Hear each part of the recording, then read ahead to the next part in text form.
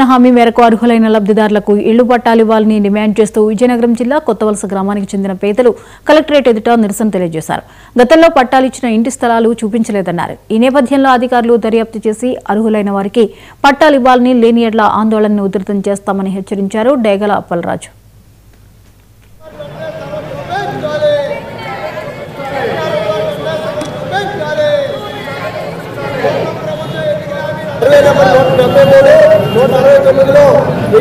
మందికి సుమారు అప్పుడు ఉన్నటువంటి టీడీపీ ప్రభుత్వం పట్టాలు అనేది ఇవ్వడం జరిగింది.